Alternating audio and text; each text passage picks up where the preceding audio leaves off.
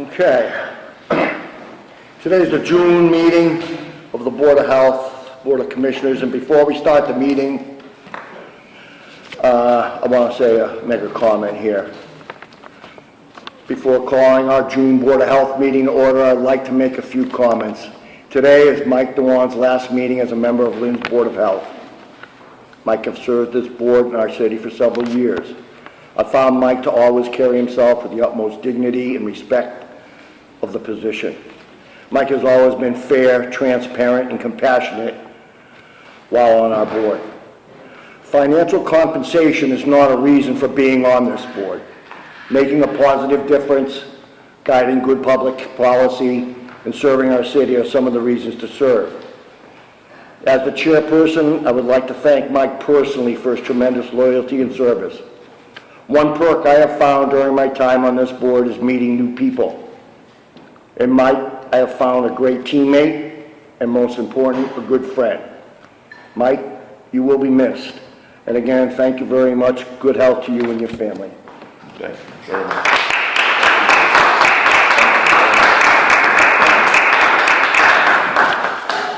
With that being said, we'll open the Board of Health meeting, June's meeting.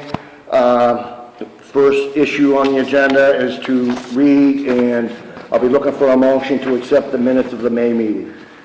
Did you have a chance to open it? You did? Yeah. You did? Motion to accept. Second. All those in favor? Aye. Aye. Do you want to do the VNN first, Michelle, or do you want to do Cal's News first? Is VNN here?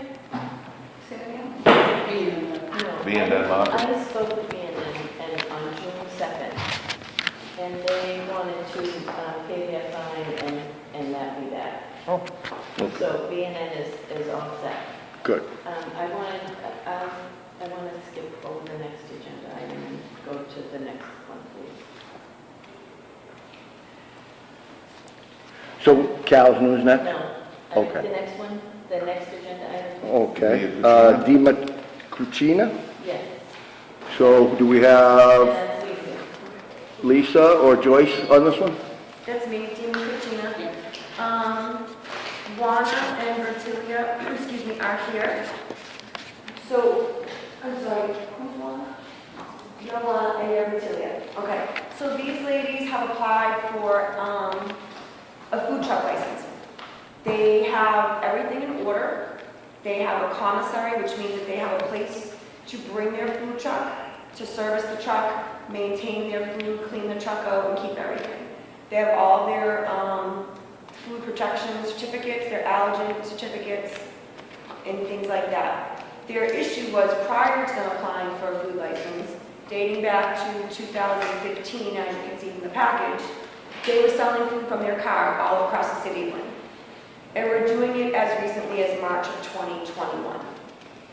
And while I do believe that they have everything in place for them to now prepare and sell food properly, I didn't think it was fair for them to just be able to walk in and get a license without coming to the Board of Health, you know, as a result of all their prior food code violations. You'll see some police reports in there. They were ticketed. The property at Rockaway Street where they live was ticketed numerous times. I was notified that they paid those fines. I just, you know, with all those food code violations from 2015 to 2021, did not feel that it was in the city's best interest to just have me issue the license without bringing it to the Board of Health. Okay. We have done inspections. I have all the licensing for everything. And I did explain that to them when they applied. You know, I said, I have all this paperwork as recently as March of 2021 from the police. I said, but if you're willing to do things the right way, there's a proper process that you can go through. You will most likely be denied, and you will have a chance to speak before the board. Does that sound all right? Yeah. Okay. We just need to go a little bit slow so they understand what we're saying. And you did say all the fines have been paid? Yeah. All the inspections have been complied with? All the paperwork necessary is in place to move forward? Yep. And if they don't do what they're supposed to, we still have the tools to shut them down or fine them or whatever. Anybody want to speak on, more, Michelle, you have some input too on this one? Yes, thank you. Why when you were, when the police spoke with you and you were selling them out of the car and you were told not to, why did you continue to do it? Comprende? See? Yes. Es porque cuando la policía le dio las multas, usted continuaba haciendo los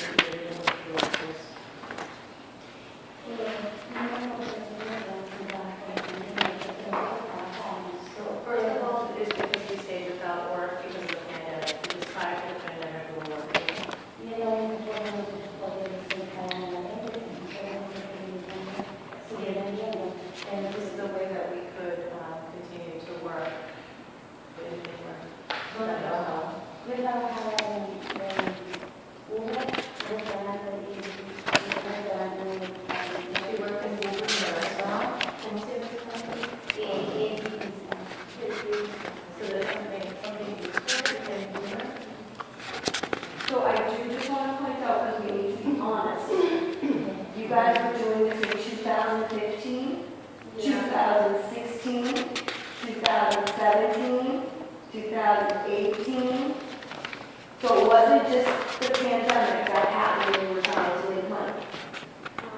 I think in 2015, I think they cashed out that year, but after that we stopped doing that because I know it's not good. Okay, so hold on. March 2021. I gave you this package when you came in, remember? October 2020. May 2015. So you got caught in 2015 and you continued to do it. I think your best opportunity is to be upfront about what was going on because they have the paperwork that I showed you. I gave you the same paperwork. Right? Y sí, habíamos intentado, pero de igual manera pues nosotros hace que nos quedamos trabajando. So she says that initially they started doing selling the products, but then they stopped, and then they were affected by the pandemic, and they started selling them.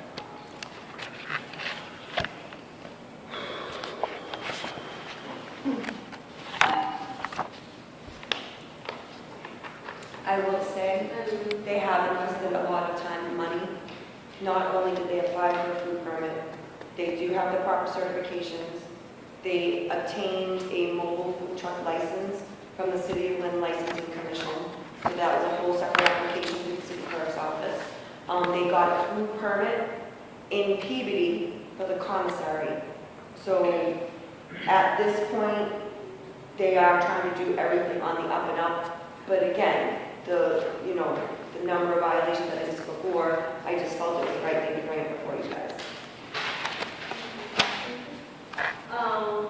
But we know some people and like our person, and they know us, and I know them too. But there's a lot of people that are selling like that too. So maybe one of them, maybe they give us information they are selling. They give us name. They didn't give them name, but they give us names. So there's a lot of people that are selling. Oh, there's a ton of people. I have other people that I've sent letters and tickets to, and I've been working with Lieutenant David Hunter in the police department on this. I had cease and desist orders out at Washington Street, Stop and Shop on the property to the property management, that, if they didn't want to be fined, that they needed to call the police and get the police down to get a record. So when the police report came in, I could then send cease and desist orders to the people who were doing it. The same thing at 124 Boston Street, which is the Big Lot Shopping Plaza. So I am aware that it wasn't just a Julie across the city. I recognize the police stopped us the 2 times that we pay the ticket to come take witness. I know that the police stopped us. But other days, I don't remember what ways they stop us because we saw you. There's more people, they know us, maybe they give us information too. So we have something to, because I can approve, we was working in a restaurant before the pandemic, we was working 7 days a week, we was running. Well, clearly your food is very good, that people keep coming to your house. Lisa, let me ask you, so it's a mobile food truck is Yep. what they're applying for. Yep, Is the food truck allowed to sell food anywhere because it's legally registered? they can only sell food at properties that have a special permit. So right now, they're planning to go to the location at 31 Stetson Street, which is the old Club Clue or something like that. It's a church now. King and Queen. King and Queen, King. yeah. So it's Oh, a church yeah, now, yeah. and they do have permission from the church owner to put their truck there. So they couldn't sell food from home, parking it at home? No, absolutely not. The only places they could sell food would be the locations in Lynn that have a special permit, which is 31 Stetson Street, and if the property owners of 180 Commercial Street, 3-11 Mount Vernon Street, I think it's 780 Lynn Way, and the Lynn Arts property, I don't know the correct address. Those are the only places in Lynn where any food trucks can sell. Okay, so that you understand that, right, that you're restricted to certain locations. Speaking on this issue, they've done everything they're supposed to. They've seemed to try to re-educate themselves as to the do's and don'ts. I don't think somebody trying to go forward in good faith that we have a right to deny them. I think we have to use the tools at hand to enforce if they don't do what they're supposed to do. Obviously, we beat you up a little bit here tonight. We told you what you didn't do right before, and hopefully it doesn't happen again. I mean, anybody want to speak on the issue? It seems to me, Michelle, you don't have a problem with, I mean, we do have the authority to go back and shut them down if they don't do. And just to let you know, if that does happen, these prior incidents are going to be brought up again, and it makes our job easier to decide yes or no if there's been other things happen before. John, Mike, Michelle, anybody else? I'm good with approving it. I mean, these things unfortunately happened. Obviously, they're documented, they happened prior to their application and so on and so forth. Seems like everybody else in the city has approved the food truck, so yeah, I'm okay with it. Okay. I'm okay. So you need a motion to allow them to, okay, look up for a motion to allow. Motion? I'll second it. All those in favor? Aye. Aye. Good luck.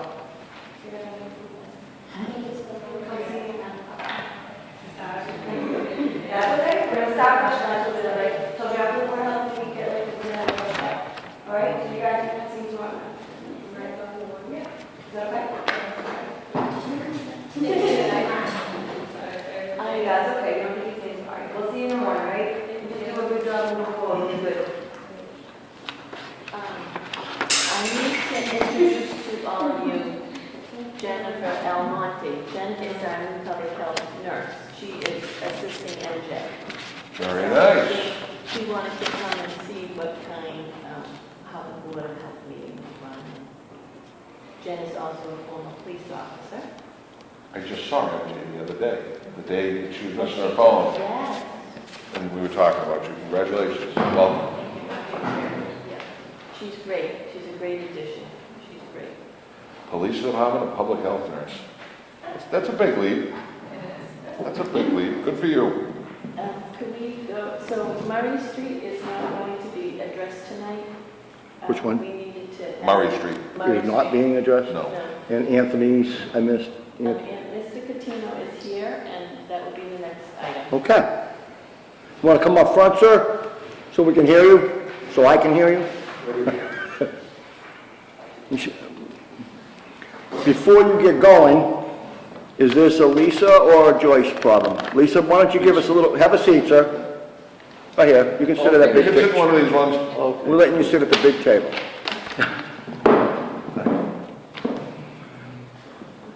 Okay, Lisa, why don't you give us a little background why Mr., So you may remember back in 2019, Mr. Cantino came before this board because we were revoking his license to sell ice cream due to his harassing behavior of other ice cream trucks in the city. And at that time, the board voted to revoke his license, which we did. In 2020, obviously, we had the pandemic, nobody got a license issued to them. Mr. Cantino applied again this year.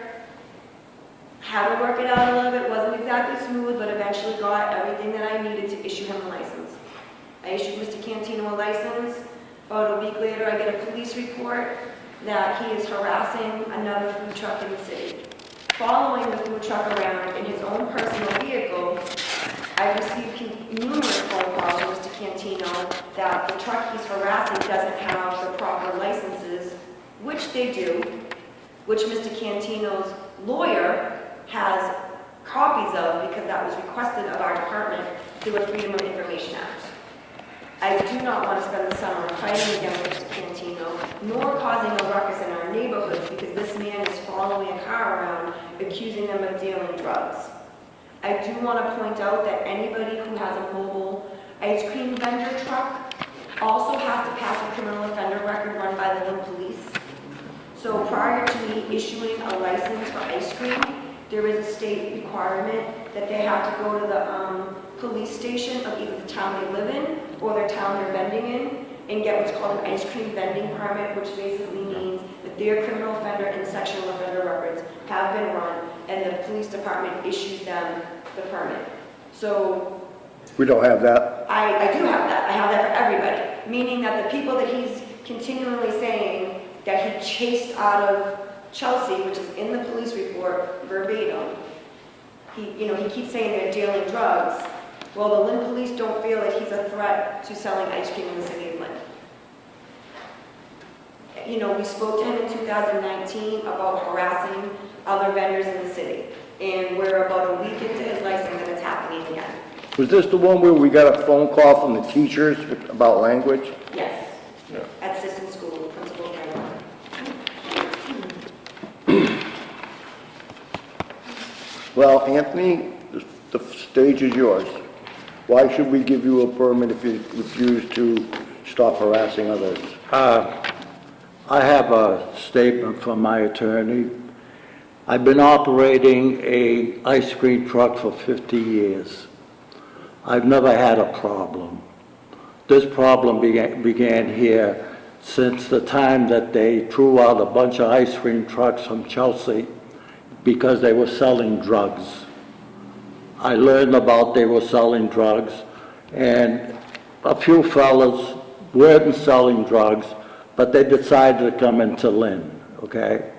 Now, I've known Mr. Pablo Rosano for years, okay? I spoke to Mr. Pablo Rosano. There is no problem here in Lynn. I haven't had a problem. I've also worked I have a Chelsea license. I have a Revere license. I have a Swampscott license. I have a Lynn license. So I like to keep things nice and quiet. Now, when it comes to harassment, I've had a vendor selling the poppers for 1 year, last year. I called Lisa Tobin a number of times. These poppers are illegal. It's right on your state license. They are a taxable license. They are a taxable item, and they're not to be sold on ice cream trucks. The town of Swampscott banned them completely. I was told we don't have to do what the town of Swampscott does. And they allowed him to sell the poppers. Every time I went over to sell ice cream, they wanted to know, the children wanted to know if I had poppers to sell. His poppers were a gimmick. He would raise the ice cream up and give the poppers away for free. I don't sell poppers, I sell ice cream. And I had a complete, constant problem with the man. That's one. 50 years in the business, no problem. All of a sudden, I worked in Chelsea with these people. It isn't that I didn't work in Chelsea with these people. I know who these people are. I don't want any problem. I look at the truck, and I don't see any identification on the truck. I don't want to go to the truck to see if there's any identification, because the first thing they say, oops, he's harassing us. I want to see identification shown outside the truck so I know whether these people have permits or no permits. I sent Lisa Tobin, Anthony, I'm going to cut you off for a minute. I don't think it's your position or authority to regulate what trucks do have the permit or don't have the permit or can sell the poppers. Hold on, I'm not done. I I'm understand. not done yet, hold on. And pointing out someone else's shortcomings is not a good defense as to why we should give you an opportunity to do it. And when you say there's been no problems, that's incorrect. There was a problem last year with vulgar language in front of Oh, them. no, Let me no. finish, sir. Let me finish. I let you finish, and I'm gonna let you finish again. There was vulgar language in front of the children at the school, so much so that the teacher picked up the phone, called the Board of Health and said, "Who is this ice cream truck using this language in front of our kids?" So that is a problem. That's a major problem. Well, may I say... But that's gone by, and you got denied your permit for that. Sir, I understand what you're saying. Okay. I dispute that there was even an incident at the school. It rained that day. I wasn't there. And at the time that they claim I was there, I'm in Swampscott with the same person and the same people, that the main school in Swampscott. The school you're talking about is 1:30. By 5 minutes of 2, I leave the area and I'm in Swampscott. The complaint and claim that is being made about me is at 2:30. I'm not there. Okay, but here's the thing. We're not gonna revisit what we already discussed a year ago. We're not gonna rehash that to see whether you did it or you didn't do it. I've been, sir, I've been in the business for 50 years. Right, but what we're saying is, because of that incident, and because of a second incident now, we were contemplating renewing your license, but you're the one that... My license has been renewed. The police department does not send us a report because they just feel like sending us one. May I read the police department report? We have it. Well, it's the back of the report that I question. It's not the front of the report. But here's the thing, sir. Let me interrupt you again. This board, or me, personally, am not questioning a police report. I would much rather question you, because we have to go by the government agencies that give us the information. We're not there, we don't know, we have to go by the document. Well, we have to go by the data. I sent Lisa Tobin a Freedom of Information request, which Michelle has, in 3 years ago, 4 years ago. Well, let me start. I went to the police department and I questioned Lieutenant Logan. Because of the incident, I wanted to know what happened, and Mr. Pablo and his son and so forth and so on. I questioned I looked for information with Lieutenant Logan, and I asked him, has Pablo Rosano got the proper I didn't know his last name. I know him for 20 years, but I didn't know his last name. And I asked him, does Pablo have passed the Corey? And he asked me, well, who's Pablo? And I described him. He pulled out the picture and saw, he said, is this? Yes. As I was leaving the office of the lieutenant, he says, do you know this woman? Never saw her in my life. You never saw her with Pablo inside the truck? Never. And I left it. And I assumed Mr. Pablo Rosano had permits from Lisa Tobin to sell ice cream in the city of Lynn. Well, Which I told Mr. Cantino on one of the numerous... I don't want her to interrupt, please. Sir, she's staff. She has a right to speak on the issue. So Mr. Cantino's lawyer has the paperwork. I have told Mr. Cantino that Pablo and Narito's Funtime Ice Cream have all the right licenses to vend in the city, just as he does. I think your lawyer has a right to investigate another truck's He did. let me finish, sir, authenticity, but at this hearing right now, questioning whether or not we're going to allow you to go back in business, I don't think that has anything to do with it. Well, I don't care if he's, we're not talking about, I still hold think, on. We're not talking about whether or not his illegal, we're talking about whether or not we're gonna allow you to have the permit. well, fine, I've had one for 50 years, you know, 1 year, 2 years. I mean, I think the point is, he's saying to police officers, he's dealing drugs, and I chased him out of Chelsea.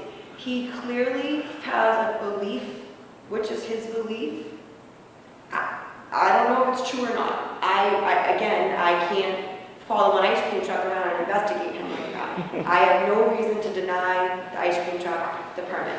What I can't have is an ice cream truck being followed and police being called every time there's a situation where kids are trying to go and buy an ice cream from the ice cream truck. The Lynn Police report states, I chased them out of Chelsea, they are dealing drugs. If I may add, in 2018, the council president, Darren Seer, and I met Mr. Cantino, and he had these same complaints about a rival ice cream truck. And the advice that we gave back in 2018 was, there's no reason that you should be up in the Fay Estate right behind the head of this truck.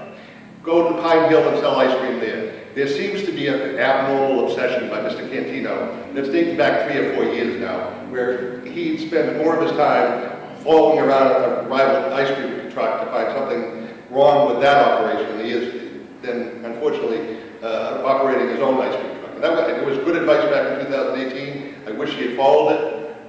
It appears he didn't do it in 2019, which led to his revocation. Last year, he didn't comply with the food inspections, and he's given a license, and within 1 month, he's back harassing and acting as he's Batman or a police officer.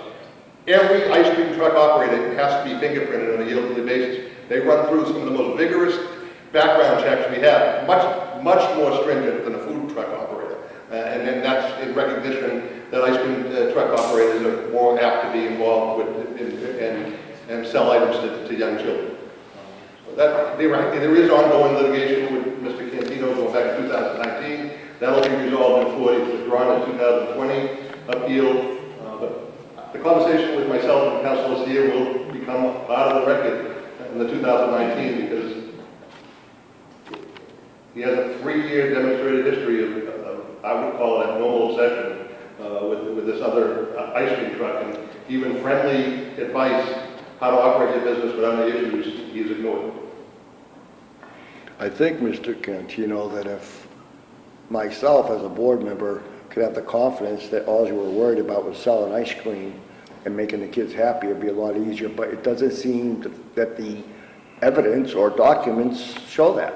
Well, let me say that, let me say again, the officer spoke to me, and I spoke to him. I never said that these people, I never said that I suspect them for selling drugs in the city of Lynn. I don't know where he got it. He writes in his report that Pablo Rosano is white. Pablo Rosano, if there's anyone that looks Hispanic, Sir, stop right there. We don't care what he is.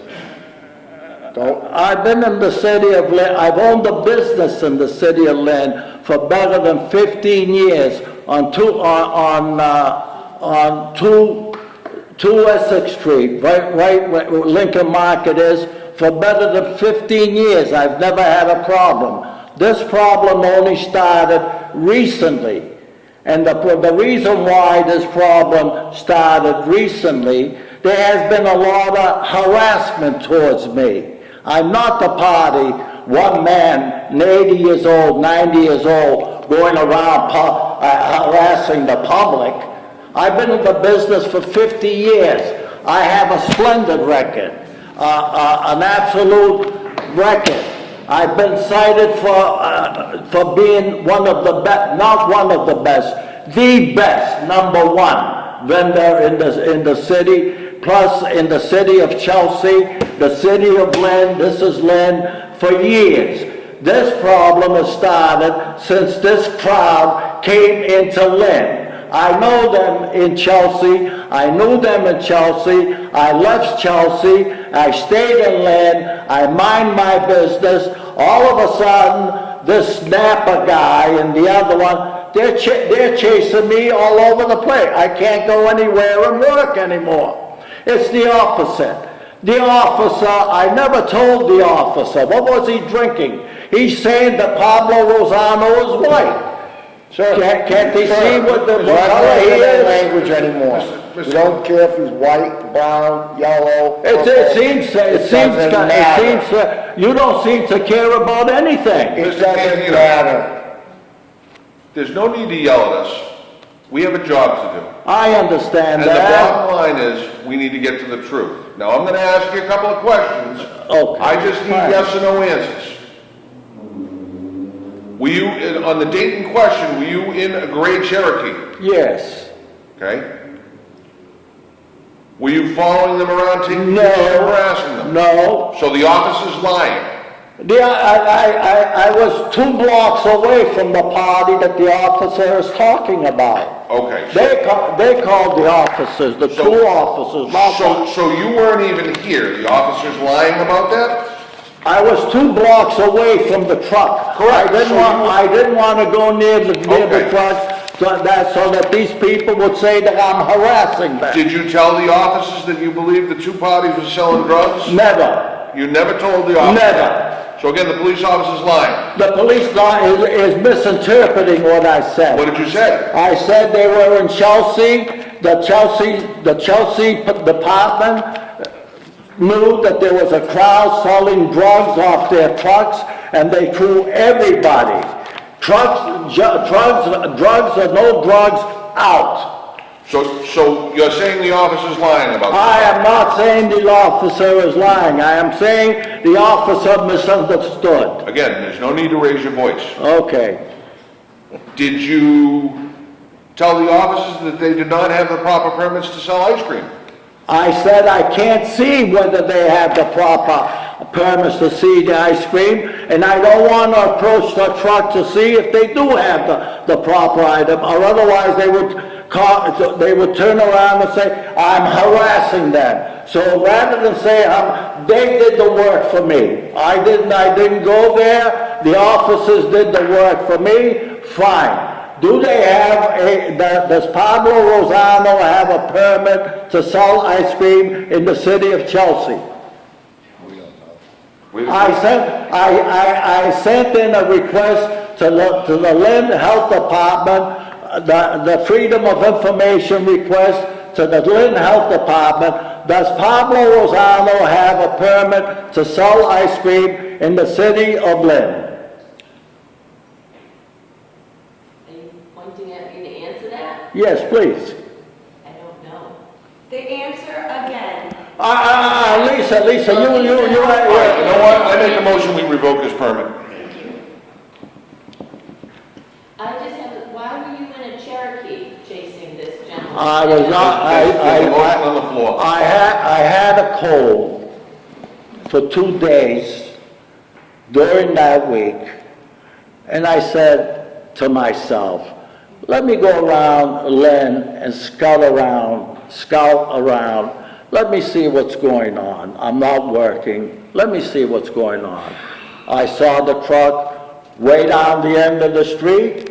I didn't approach the truck. If they wanted to come by me, they refused to come by me. They called the police and they said that I was harassed. 2 blocks away, I'm harassing them. I want to know whether Mr. Pablo Rosano, on the Freedom of Information that I sent 3-4 years ago, the date you have it right there. Mr. Chairman, there's a motion on the If floor. Mr. Pablo Rosano has a permit to sell ice cream. Sir, I'm answering you. I had him stop. Sir, stop. I'm going to answer you. Whether or not Pablo has a permit has nothing at all whatsoever to do with whether or not this board is going to issue you a permit to sell ice cream. Sir. Hold on. If you have a problem with any vendor, if I had a problem with a vendor, I'll go to the police station, file a complaint, let them go find out. You don't drive around seeing if they got the permit on their truck. I did that. Let me finish, telling people they're selling drugs, according to the police report, which we I always never believe. said to, I never, Okay. never. But here's the problem, Yeah, sir. Sir, Sir. here it is. Sir. 50 years, Sir. no problem. 4 years, all of a sudden, these people come into Lynn, I have all kinds of problems. Sir, I'm gonna afford you one closing statement to tell this board, and this is gonna sell you or break you. Why should this board, based with the information we've been given, give you a permit to sell ice cream? There's already a Sir. motion on the One, floor. I got it. Sir. So you got one statement to tell me? Yes. I was in Lynn one day, and what happened was, the young lady, the clerk behind the desk, told me, gee, this was February. Because I was in Lynn, I said, let me get a permit. Sir, you need to tell this board why we should issue you a permit. I'm going to answer your question. I had no problem with Pablo Rosano until I learned about this.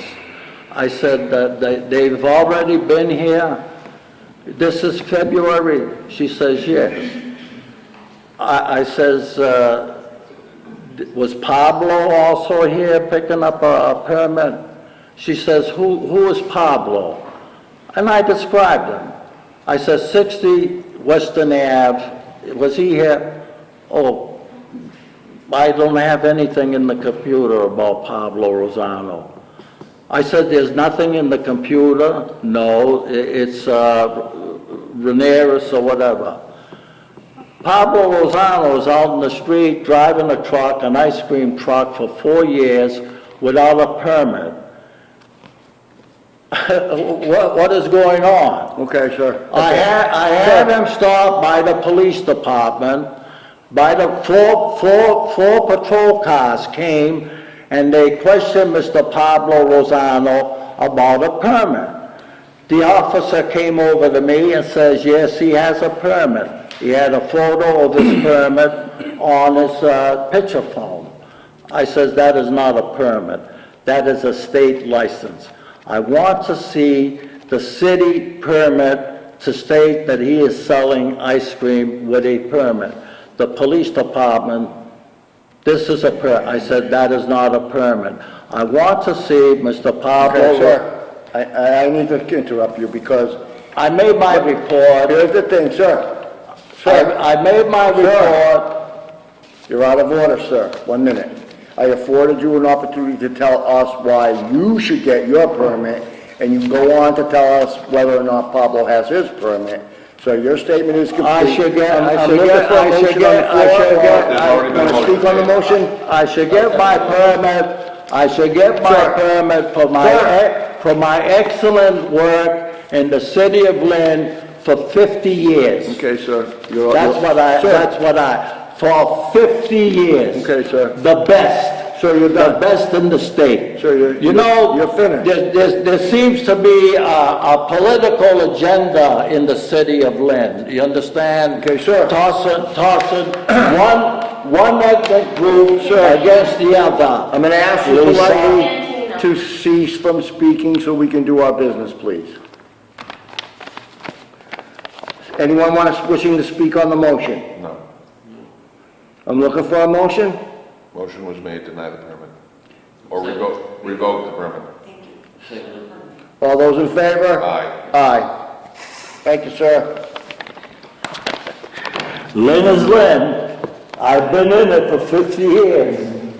Lisa told him. So the next item on agenda, as I said, Murray's would need to be tabled. And I'm going to ask Attorney Romano to explain why. I don't want to step on Attorney Wellock. Did he say that should be tabled? I thought. I'm sorry, say that, I think I missed that. Say it again. Attorney Wellock indicated it should be tabled? 15 Murray Street. I requested it to be tabled because unfortunately I didn't get the public notice out in time for us to be able to make a vote on it. So I do have that paperwork ready to go, and then we can vote on it at the next meeting. Yeah, I had the properties posted yesterday. Okay, so Again. We're looking for a yes, motion to time. table 15 Murray Street. Yeah, that's fine. Motion to table. Looking for a second? Second. All those in favor? Aye. Okay. Cal's News? Okay, John, you weren't here before, and I just want to afford Mike the opportunity to inform you his feelings regarding the Cal's News situation. Mike, why don't you tell us what you said last time? Through the attorney, and he agreed, I recused myself because Barry Calvani and I have been friends for well over 30 years. And I felt there'd be a conflict. The attorney agreed, and allowed me to step away from the vote. And I also wonder if I shouldn't be recusing myself. Mr. Calavani and my children went to school together. Our daughters played on the same sports teams for many years. Okay, let me speak to this, please. I don't know anybody that doesn't know Barry Calvani, because I know him too. I think everybody on this board has displayed the transparency, fairness, and reputable reputation to deal with this matter. If you choose not to, that's fair. If both of you don't, I go to the attorney and I don't know what to do because there's no quorum. You wouldn't be able to act. I do want to stress that if, just because you're friends does not mean you're disqualified. But it's a presumption, and then you could not vote without doing a disclosure form that you were related. If you feel your friendship is such that you cannot perform your duties as a member of the Board of Health and hear the evidence impartially and make a decision because of your relationship with the applicant, then it would be appropriate to recuse yourself. So the mere fact that you're friendly or you know someone for a number of years, it's really an internal decision that anyone has to make. Is my relationship such that you feel that you could not be impartial?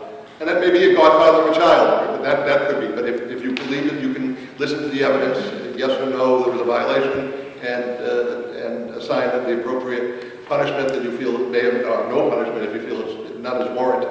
That is a personal decision that you would make on your own. Okay. Recusal would be proper. Before either of you make that decision, you're going to have to listen to a little more hot air from me. I never make myself out to be an attorney. I'm not an attorney. That's why we have Jim here. He helps us diligently. I did do some research regarding the word shall in government regulations. And there's even a Supreme Court ruling that says shall is really not the best word because it doesn't clearly say you must. I also went down to Barry's store. I know Barry too. I've negotiated contract rents with him. I've done inspections, made him spend money.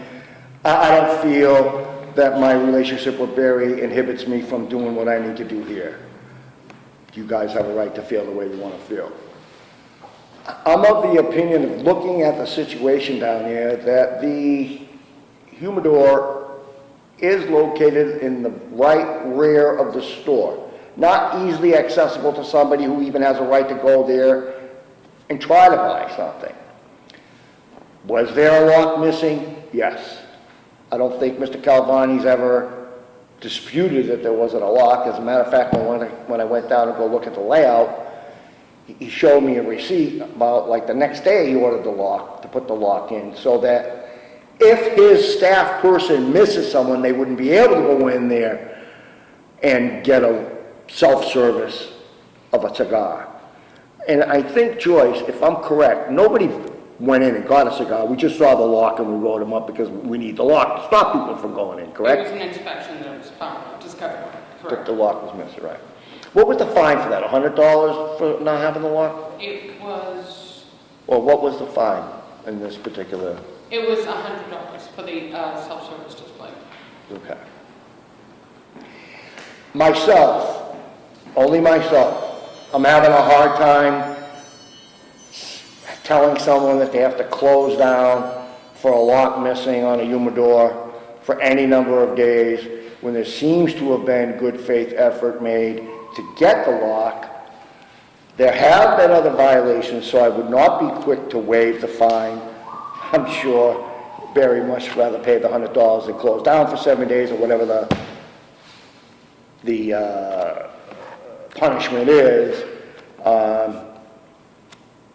I'm just Chairman, having a hard time getting my hands around closing someone down for the violation. If someone went in and got a cigar, that might be different.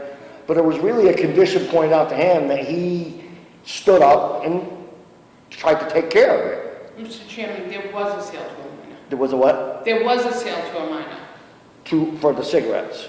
for a cigarello. There was a sale. The first violation happened, so the problem, well, the situation is that you had one violation of the humidor and then a following violation of a sale to a minor. So the humidor issue was, the inspection happened on March 13th. The humidor was unlocked. We issued a violation for that humidor as a first violation of $100. On April 12th, a month later, a youth went in during a compliance check and was able to buy a cigarello. So that bumped it up to a second violation of the regulation, bringing it to a $2,000 fine and a 7-day suspension. With both things combined. With both things combined. So my recommendation, if we're gonna have a discussion about it, is if you wanna separate them, that's fine. But there was a sale to a minor in his establishment. Well, there was a sale to a minor of a cigarello, but there was no loose sale of a cigar from the humidor, correct? Correct. The humidor was during an inspection, and then the sale was made during a compliance check a month later. I think the fine should stay then for the $2,000, but not, in my opinion, is not shut down for the 7 days. So, If there are the violation for the humidor technically is a violation. It's a lock missing on a door. Nobody went in and bought a cigar or took a cigar out by themselves. I mean, it was found without a lock, correct? why would an owner such as Mr. Calvani have the humidor in the store and not that it was filled with anything, knowing full well, as he's been in business quite some time, that he would need to have a lock on the humidor? If there was nothing in it, then why was it out on display in the store? No, it wasn't. I have a difficult time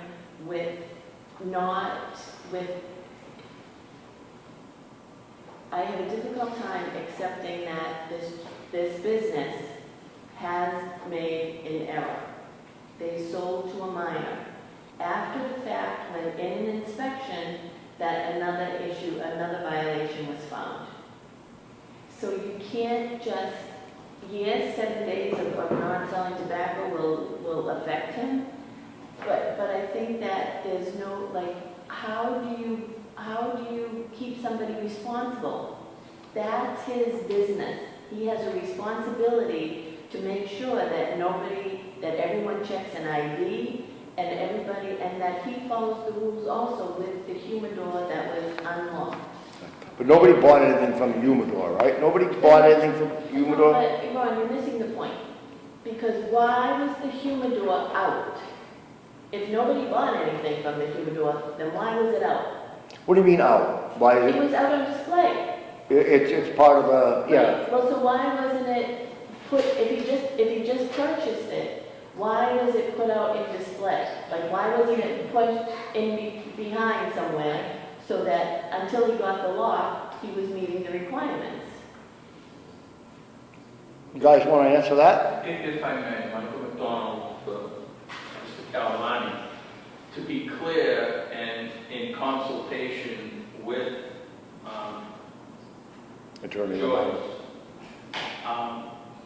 a sign, the store is bifurcated.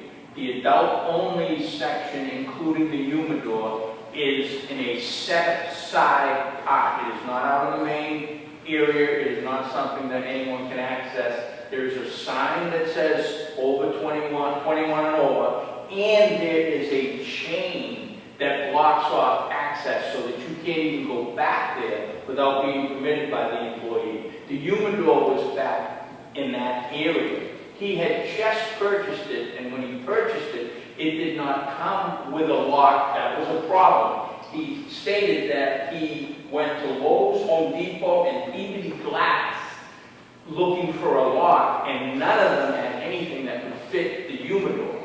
He then went online and scoured and eventually found someplace online and had it ordered and delivered, I think, within 3 days after that. Is that correct? I have the receipt. So essentially, upon finding out that someone from the city had come into my establishment on Saturday afternoon, I found out on Monday.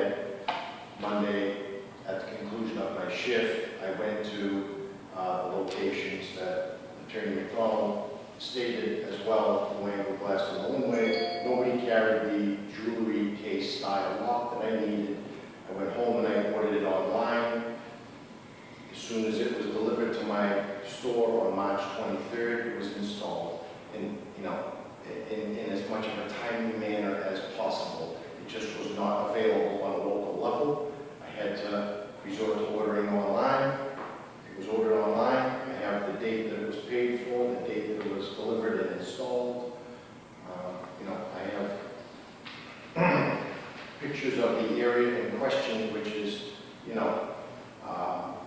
certainly not, the average person is not able to walk through this area. It's predominantly an adult area, has tobacco products and other adult items, and it is policed by my employees. I have signage that says nobody under the age of 21 past this point.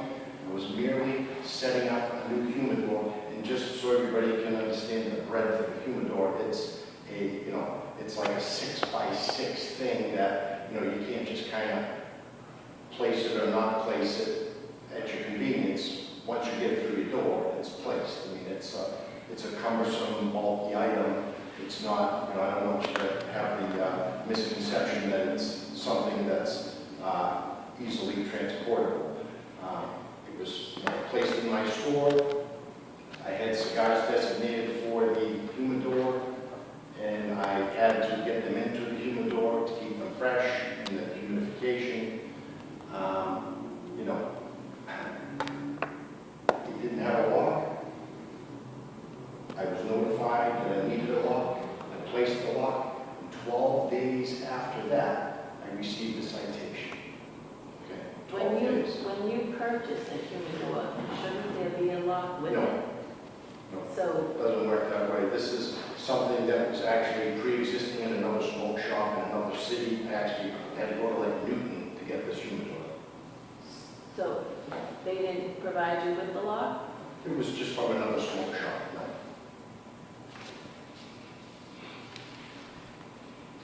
So you do understand though then that you should have had the lock? That's why we're here.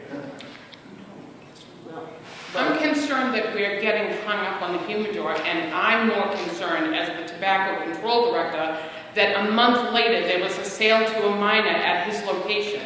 So the humidor is just one step in where we're at.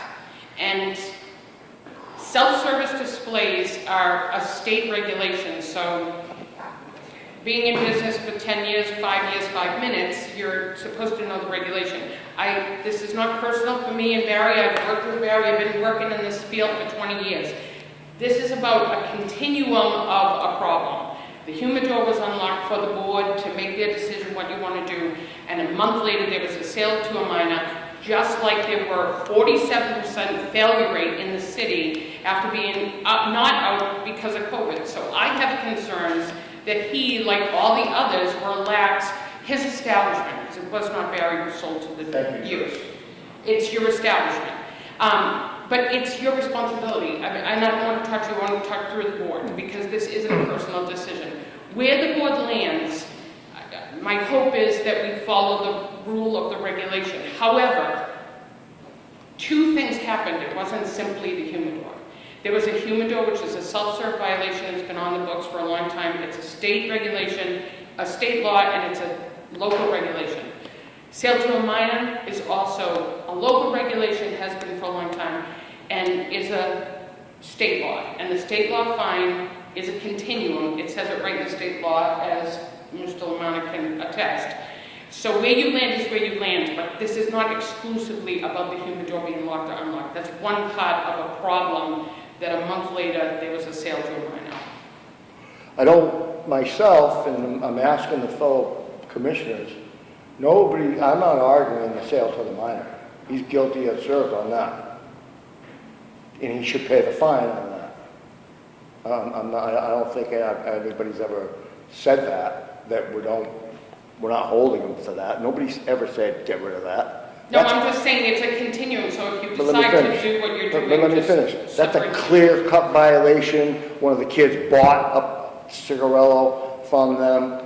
He's wrong. I don't care if it's his father-in-law, I don't care if it's his brother-in-law, I don't care who it is. You sell it to a minor, it's a clear violation.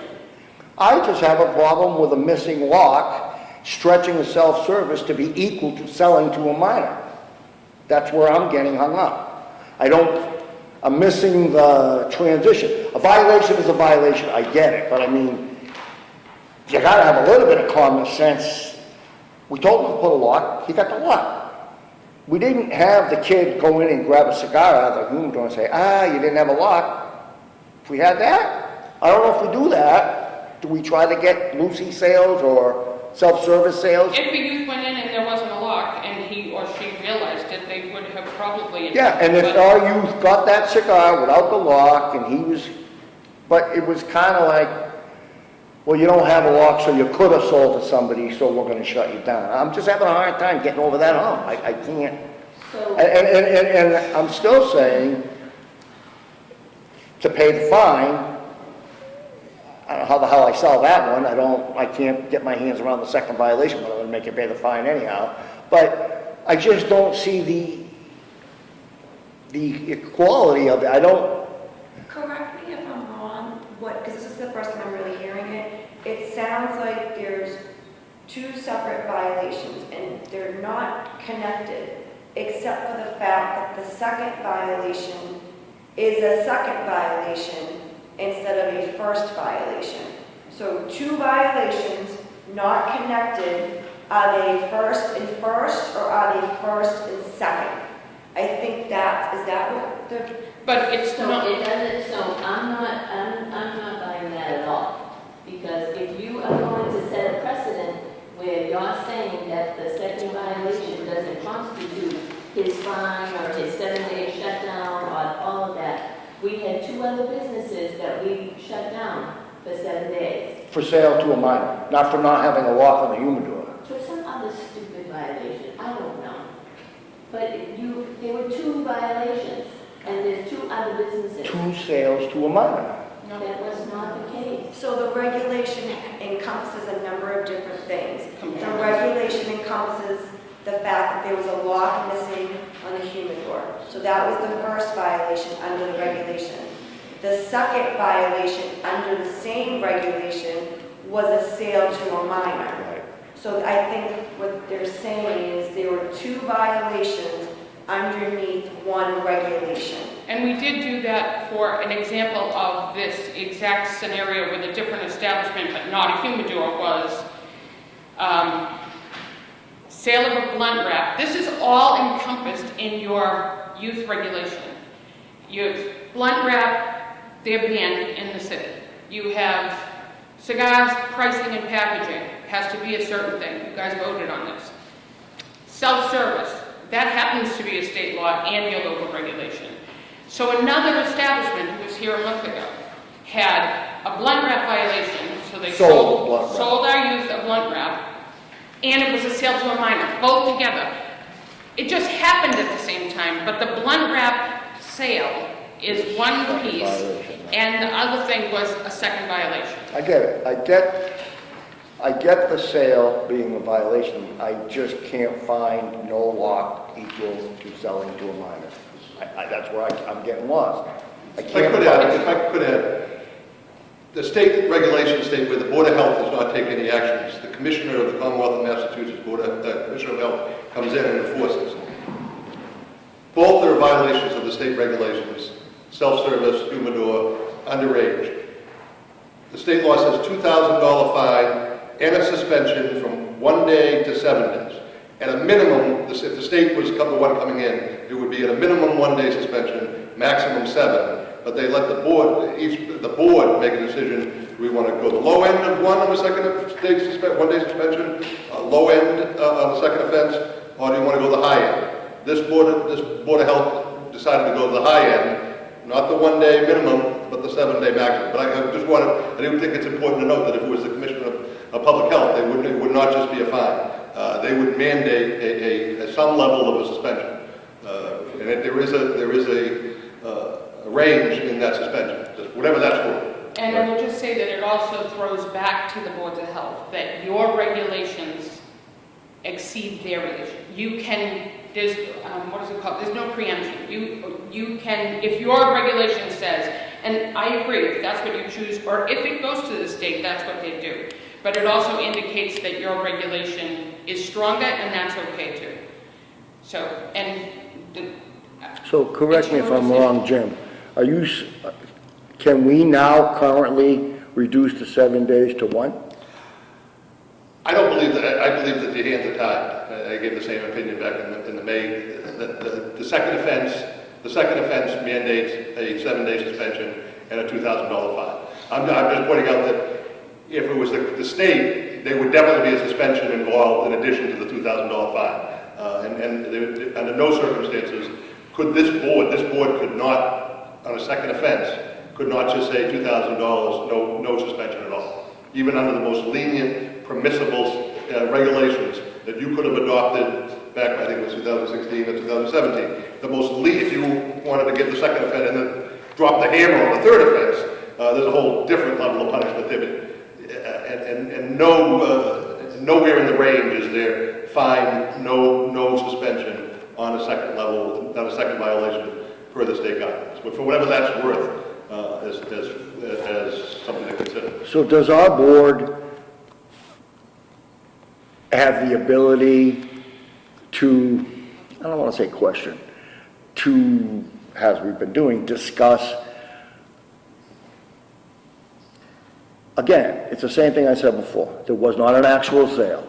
There was a lock missing on a box that's behind a chain and behind a counter. Is that a violation? Let me finish, Joyce. Is that a violation? Yeah, he didn't have a lock. You're supposed to have a lock. You told him to get a lock. He got a lock, but he didn't sell to anybody anything. That's where I'm getting hung up. You know, if he sold 2 cigarillos 2 separate times on the same day, goodbye, go home, you shut for 7 days and pay us the $2,000. I'm having a hard time jumping from the humidor to equate to the, it's definitely, I guess it's a violation because it's a self-serving violation, but it's got to be different if nobody bought anything. I mean, do we have the authority to warn them, put that lock on before someone comes and buys and you get in trouble? Can we do that? I mean, not today. Not He has today. the responsibility on it. I'm sorry? He has the responsibility as the owner to put the lock on it. Right, and we have the responsibility as a government agency to tell them to put it on if we see it not on, right? no, it's a violation if it's not on. Right, then we have to tell him that he needs a lock. No. No, When he signed for his permit, he signed that he understood the When you go in the regulations. store and he has a violation, and you write him up and you tell him he doesn't have a lock, right? We fined him for not having a Right, lock. right. So we have an obligation to tell him what the violation is. If I may, and I don't know if this is relevant or not, but on the ticket itself regarding the humidor, there is a place for a warning. Now, we spoke about that before. That's because those tickets are using multi-agencies, and I don't think there is a warning step in our, there's no warning language in our regulation. Well, I guess my only question, and maybe we covered this and I missed it, I don't know. My only question is, the humidor and selling to a minor both fall under CMR 665? No, the humidor unlocked falls under the Attorney General's state law Okay. and our local regulation. It was adopted many years ago, but they're not new in this June 20th. That's been on the books for a long time. But are they covered under the same CMR? In other words, I guess what I'm asking is No, because it's an attorney general. no, but, and I may be misunderstanding you, Joyce. When we get a violation of selling to a minor, that's under CMR 665, which says first violation is X, second violation is Y, and third violation is C. When we are looking at a humidor, we're saying we're putting those two violations together to make the second offense. If they're under different CMRs, Attorney General Lamont is going to check that, because I honestly don't know if they carried that into the new state law on June. It was always an Attorney General regulation, Yep. and then we adopted it. I'm not 100% sure, and that's a good question. But the other thing is, it's not just a humidor, so you understand the breadth of what self-service is. yeah, no, I get it. It could be like someone having cigarillos on the counter. No, Or just yeah, a reach. you know, I understand that. I So- guess the point that I'm trying to make is that You're saying is it falling under the same? if they don't fall under the same things, how do they add up to make two Well, they do fall under your regulation is two for sure. for the city? For sure. Okay. They do. Whether the state adopted, I really can't tell. I don't have, he has the state. Yeah, no, that, I'm okay, the state law, but you do have it in local law. okay. And once the state law came into effect, June 1st, everything was a continuum. Like if it was in your regulation, for example, Peabody, someone had a self-service display open, Yep. and they got a second offense because it was prior to the state law.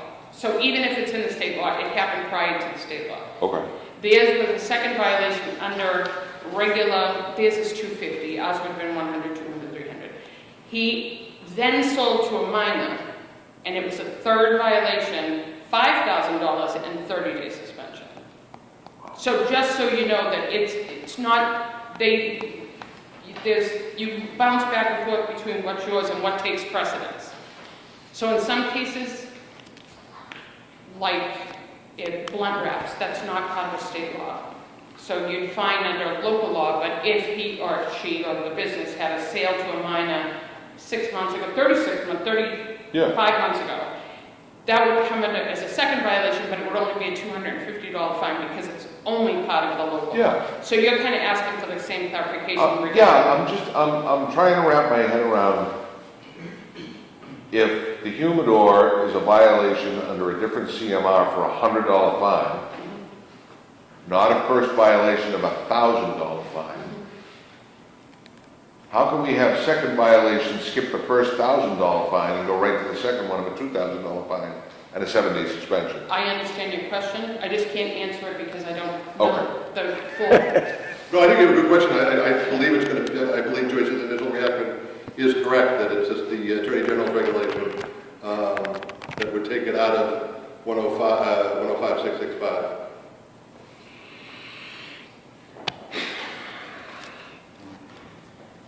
If I may. Doctor, any comments? In 665.040, it deals specifically with selling to people under 21 and the shall language of a suspension. On 665.045, section capital A, section 2, they deal with violations of 665 section in general, any violation under that section.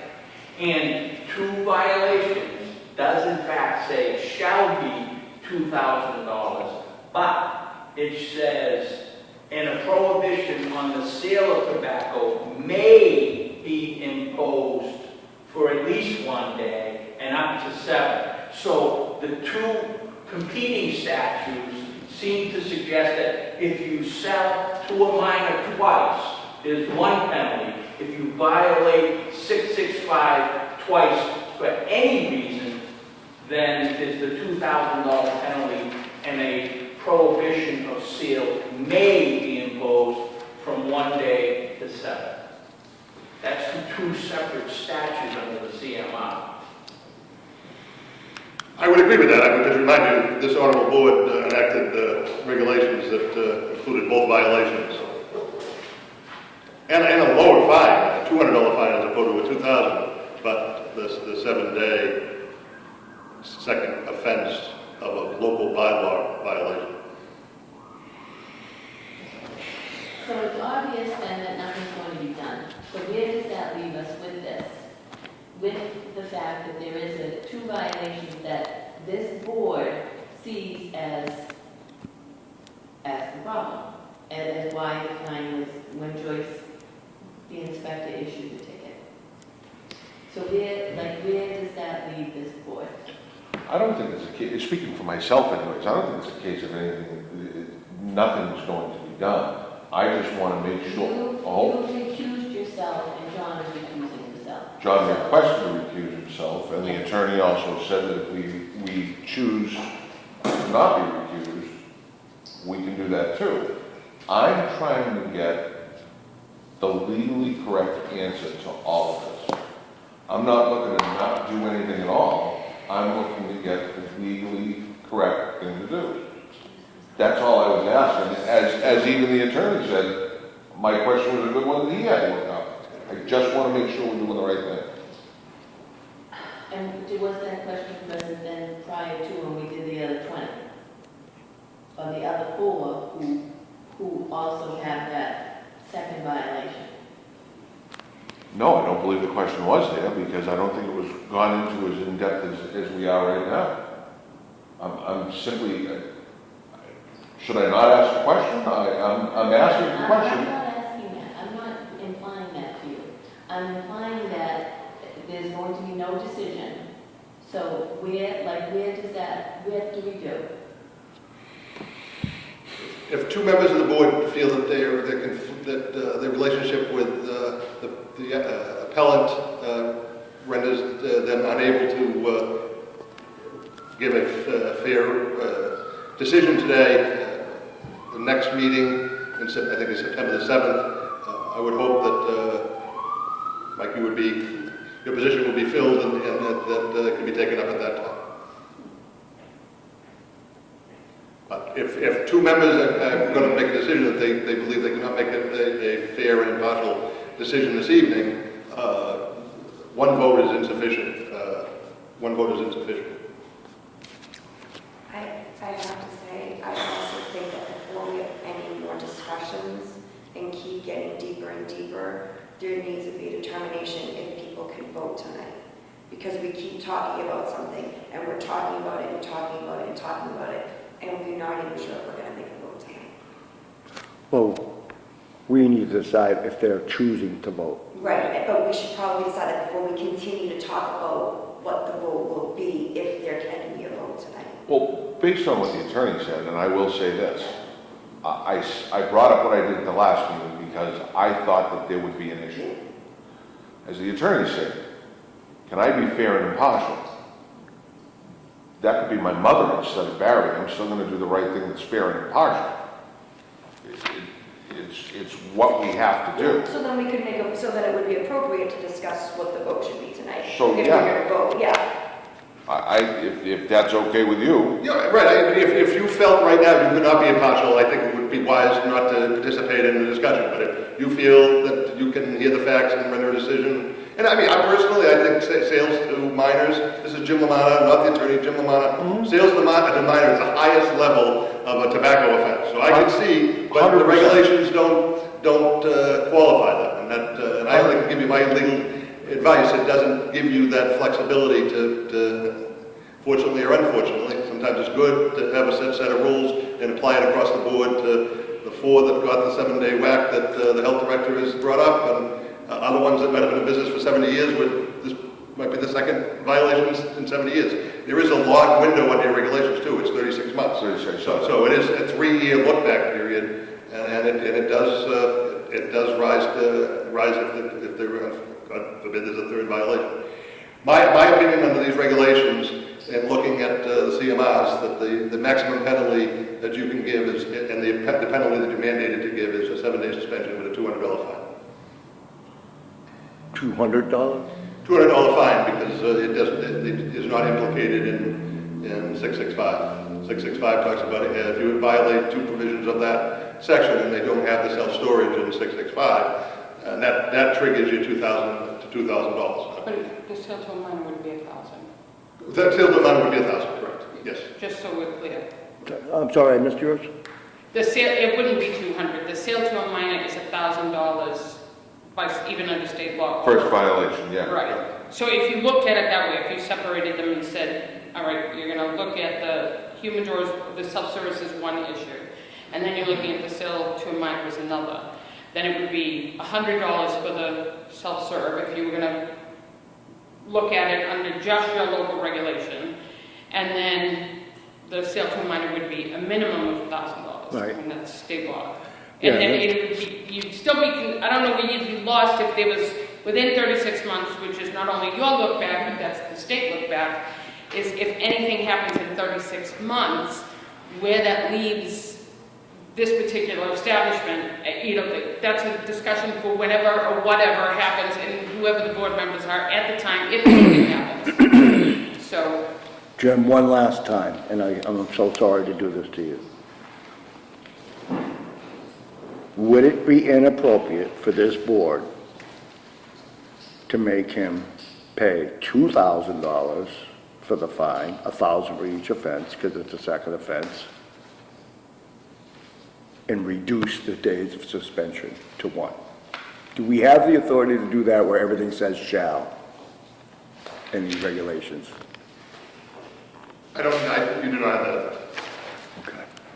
If there was an argument to be made that it was not a violation of the self-storage, but that has been admitted. So there's not even a situation where either violation is even being contested. It's been admitted. But the problem I'm having with the humidor violation is a lock's missing, and it afforded an opportunity for someone to go in and self-serve themselves, but that didn't really, nobody self-served. Nobody went in and bought a cigar out of the unlocked humidor, right? I mean, I just can't, I'm having a hard time getting from that point to the, you know what I'm saying? I guess that kind of goes to the question I asked about the CMRs, and does it fall into the same thing? And does the unlocked humidor trigger violation number 1, which would call for a $1,000 fine? And then violation number 2 would be selling to the minor, which would call for the $2,000 7-day suspension. Do you see what I'm saying? That's what I'm trying to. Your regulations are stronger. Your own regulations are stronger than the state's. So, Okay.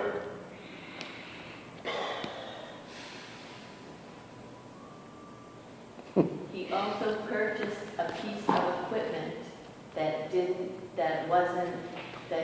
have a lock. So he purchased something that wasn't compliant to begin with and brought it to the store. Right. But there was no sale because of it, right? But Ron, that's like, I see what Michelle's saying. As a store owner, as a tobacco store owner, as popular as that store is, there's a responsibility that when you purchase a piece of equipment for any business, that it comes intact. Right. And that you see to it as the store owner that it comes intact. It provides a safe environment to Correct. execute a buy. It did not. 1 second. But there wasn't an illegal buy. You can tell me that till the cows come home. And I'm still going to tell you, he bought a piece of equipment that was delivered to his store without being properly maintained or bought or whatever. Yeah. So you can. Not properly equipped. Correct. So, not that I mean, we're just beating a dead horse here. So whether you two decide that you can't vote on it, then that's up to you. But I just think that if there's no vote, then it shouldn't just be going around in circles.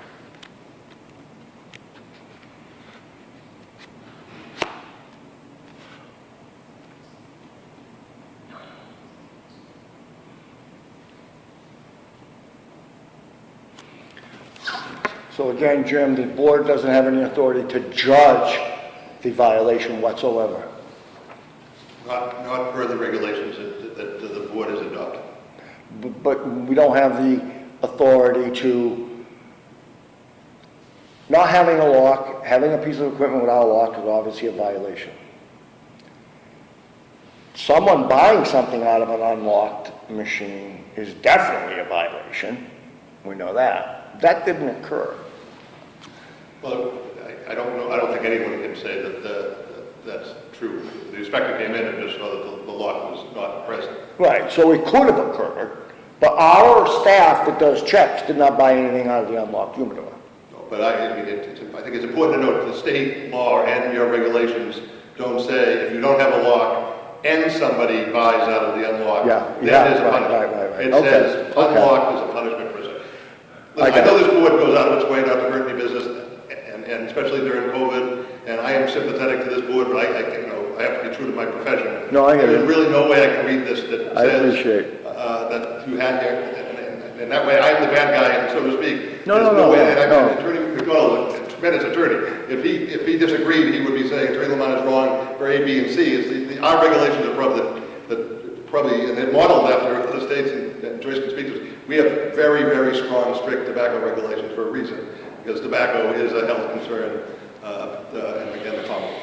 See, my one question, and I think I've been listening to council state it, and I think Joyce may have stated it, that irrespective of the CMRs, because the CMRs clearly give discretion and authority to the board, may impose from 1 day to 7 days, may, which means also 0.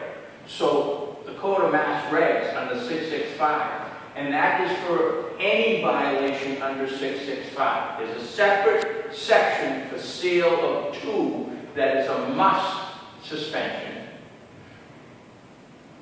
If I'm hearing him correctly, he is saying that the ordinances in the city of Lynn are stricter than the CMR, which gives you the discretion and the authority.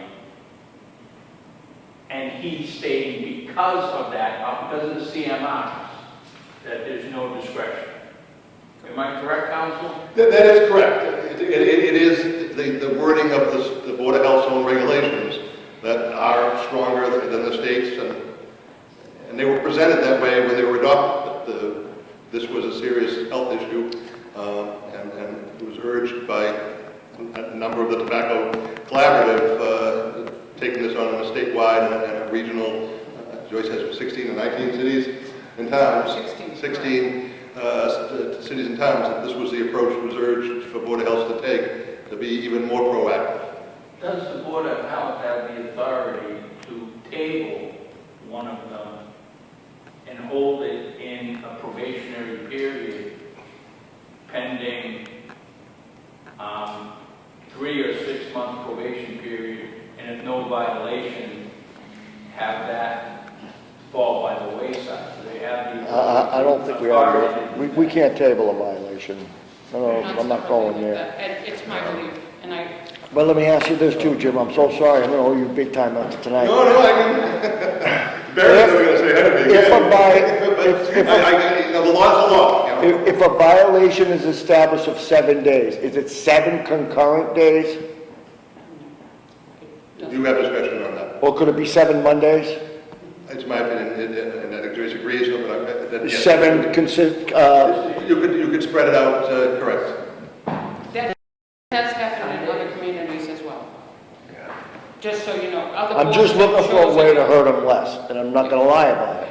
In I'd fact- rather have them have the worst day of the week for 7 times than Monday through Sunday for a whole week and lose the busiest days. I will say that that has happened in other collaborative members, so your own collaborative, and have actually even allowed the merchant to pick the days. So like. if You the 4th you of guys July open is 7 today- days a week? Yes. He has stated that Sunday would be considered the slowest day for all sales, including Football season's coming. I think you even have some discretion if you wanted to spread it out over 6 months or a year. So he would, that gives a lot of discretion to the board as long as the total punishment is 7 days within the time period that you folks select as the appropriate time frame. It's kind of an administration nightmare though, trying to figure out what days, but I'm sure we could work it out. We have a very Okay. talented city staff. I'm sure we can figure out when he gets to 7 in the year. I will say, before the board makes a decision and before Barry agrees to this, all tobacco products have to be removed during a suspension. Yes, So off the if you premises. choose Correct. 7 separate days, you're gonna have to open a business, have all that out, close a business, all Even that if the back. doors are locked, It doesn't matter, off premise. but if the doors are locked and nobody can go in? Or is it No one on? goes into the store? Right. Well, if he closes his store, but he Right. can still sell newspapers and lottery. I know, but what and- I'm saying is it's probably cheaper for him to not sell newspapers on a Sunday than take everything out of a smoke shop. Well, I don't want to make that decision. Right. It's not my business, but he Well, does that's more his than problem. just the newspaper and lottery. But that would be his Exactly. choice. Food and- But if he shuts, I'm not saying he's saying it. If he says, sell I'll newspapers walk for at 7 home." Sundays, nobody goes in the store, those are my days I lose business, he doesn't have to take all the tobacco out of the store, correct?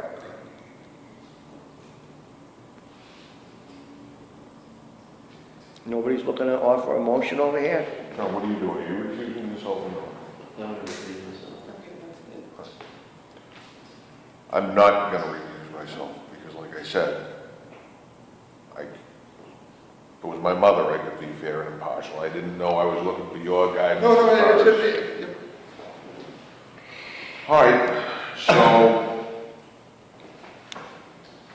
the motion would be for the second violation, and I just want to make sure I get this right. We're looking for violation number 1, which is the unlocked humidor, and a $100 fine. Correct. That's motion number 1. That's what? Motion number 1 is a $100 fine With the unlocked humidor. for the unlocked humidor. Okay. So that's motion number 1. Looking for a second. I'm giving you the chairmanship. I second the motion. We capture the chairmanship. All those in favor? Aye. All right, motion number 2. Mike, let me give you the chairmanship for a second. I just want to Yeah. speak on motion number 2. Yep. Motion number 2 carries a $1,000 fine? $2,000 fine. I'm sorry, $1,000 fine, because they're separate. It would be a minor, there's 9/10. Well, that isn't clarified, but if you want to do that, that's fine. I mean, I'm even okay with that. If You you can want make to it do a $1,000 fine. My reading of the law is a $1,000 fine for the sale of the minor. With the Okay. suspension or with the no With the suspension? suspension. With this, Okay, okay. So speaking on the motion again, I'm still speaking, we don't have a motion number Yep. 2 yet. Yep. I'm looking towards something to the effect, it's a $1,000 fine for the sale to the minor, Yep. 7 days closed Non-concurrent. on the non-concurrent. Do we have to say what days they are now? No, you can leave that completely to discretion. To be coordinated with the Lynn Board of Health?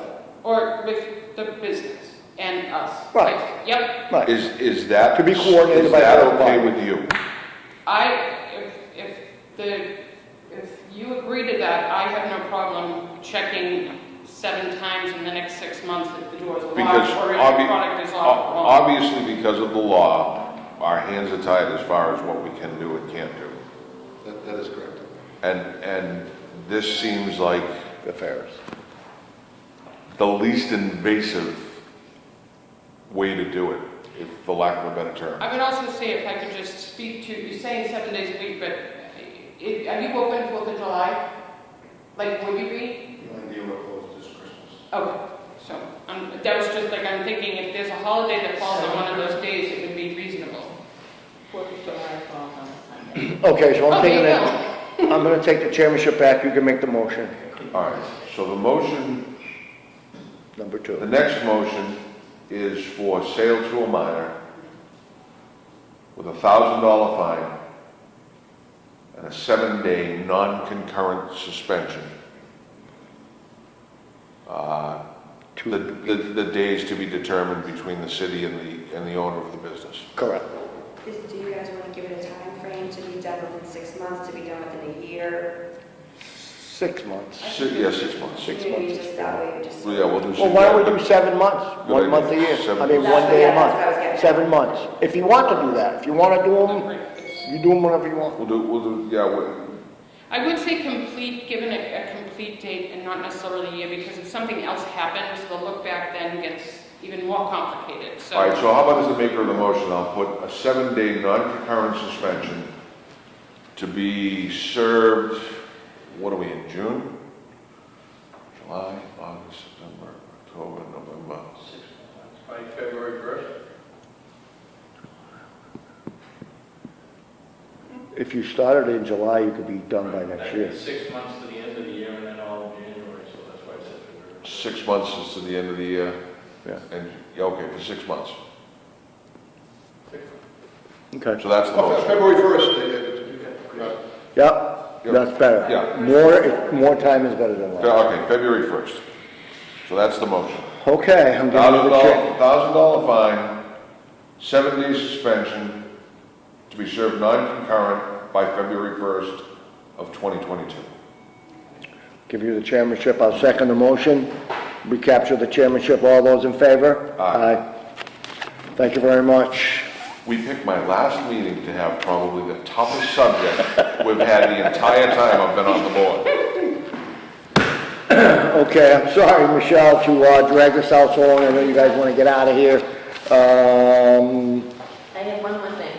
What do you got? This is, we need to sign, That's kind of old business. Yeah. this is under old business, is that we didn't sign. You were not present at the meeting, so I'm going to ask that Mike and Ron sign. This is the marijuana regulation? No, actually, you'll have to sign that one too. This is the one, April 13th? April 13th, March was the hearing, April 13th was the vote. You voted for the new adoption. It included the state The tweaks, tweaks. And it just never got signed. It was published. It went into effect 30 days after. We just, because of COVID, you guys weren't. Great. And it should be dated that meeting, April 13th. Is that the date you Date want is on there? April 13th. Yep, because that was the date of the meeting, so that was the vote.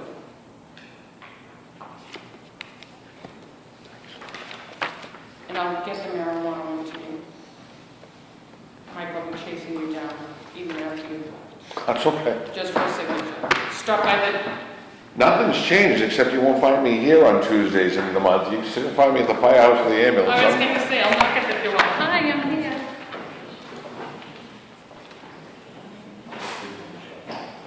Thank you. Thank you. Okay, we, Just- no COVID updates, just restrictions are lifted, right? Our cases have been going down. Last Thursday, we had 0. Ooh, Yep, we are in a green zone. We're green now. We're Nice. oh, first time. First time. Ah, And we just, our cases are like two 1 day, one day, and with that. So we are also discussing downsizing our clinic at Lynn Tech. And we will be discussing a clinic. Jen will be with MJ having a clinic here on Tuesday nights. Oh, good. Yep. So Cool. that will be open to anybody, whether you live in Lynn or not, that will be open to anybody. So next Tuesday, the governor will declare that the public health state of emergency is lifted. So at that time, you know, all the mayor's executive orders and things like that will be null and void. You know, and I tell Michelle all the time, and I don't get to tell the rest of you, thank you so much for all the hard work during these COVID times, your staff. It's been very, very difficult time and you guys are in the front lines fighting it, you know, and I do appreciate all the work, and I'm always giving Michelle a call, asking about something else. I know she's busy. I'd just like to thank all of you very much personally for the hard work that you've done during these trying times and got us through the They mess. were great. They were in all the time. They were great. Thank you. Any old business or new business? just the old business was the signing of this, and then we will have the marijuana update also to Yeah. be signed by the two of you. Okay. We will And- track you down, Mike. Yeah. So then Mike will have to come in. No, and sign. that's by all means, you know how to find me. New business, I guess it would be, new business. I thanked you all on a social media post, and most of you don't have social media. But I think it was 7 years in April that I got appointed by former Mayor Kennedy, Wow. 7 years ago. I have enjoyed it. I have learned a ton, as well as been taught a ton. My wife asked me today as I was on my way down here, she said, "How you feeling about tonight?" I said, "It's bittersweet." And again, I didn't think tonight was going to be as tense as it was for my, very last meeting, and probably the most tense back and forth that we've had ever. But, between Michelle and the woman before, Mary Ann O'Connor, Ron and John, Lisa, Joyce, we've done a lot of good work. We've had a lot of laughs. Obviously, we've had some very serious things. I don't think of you as co-board members, I think of you as friends. And I know that will continue well beyond the end of this meeting tonight. And as far as Gum says, that's all I have to say about that.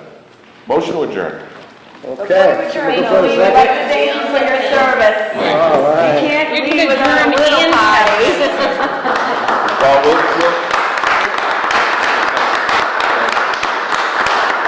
and on that note, I don't think the cake has to be official business, so motion to adjourn. Looking for a second, all those in favor? Aye. Thank you. That's it. It's a wrap, baby. Always a pleasure, my friend, you know that. I do.